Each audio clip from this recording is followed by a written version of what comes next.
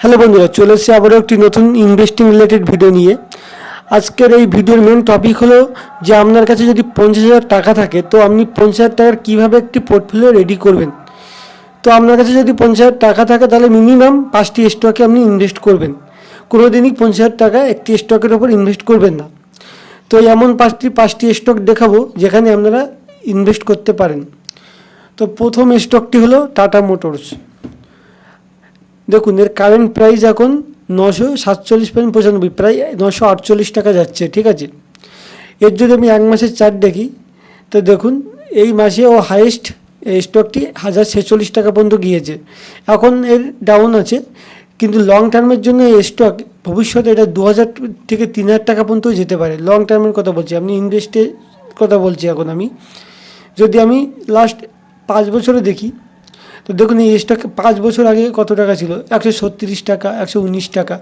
5 বছর আগে, যে 5 বছর আগে 119 টাকা দিয়ে কিনেছে, দেখুন তার টাকা এখন কত টাকা হয়ে গেছে। এখন তার স্টকের প্রাইস হলো 947, মানে প্রায় 48 টাকা যাচ্ছে। তো আপনি টাটা মোটরসের স্টকটি অবশ্যই আপনার পোর্টফোলিওতে অ্যাড করবেন। দ্বিতীয় স্টক হলো স্টেট ব্যাঙ্ক অফ ইন্ডিয়া।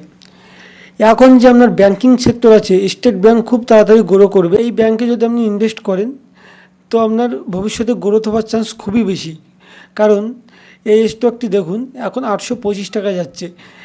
আমি লাস্ট 5 বছর আগে যদি এই স্টকের প্রাইস দেখি তা দেখুন 329 টাকা, 281 টাকা এরকম কিছু ছিল।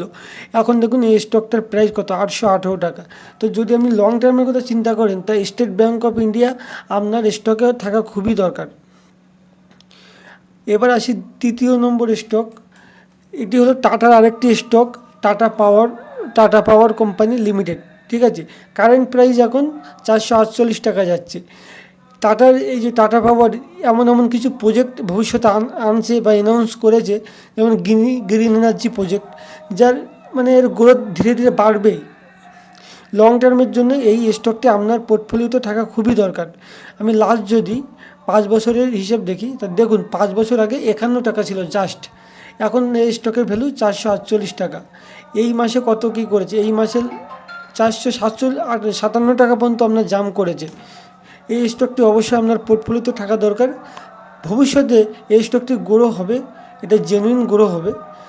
তাহলে কি হবে, আপনি এই স্টকের সাথে আপনার পোর্টফোলিও গ্রো হবে, আপনার ইনভেস্টের রিটার্নও বাড়বে।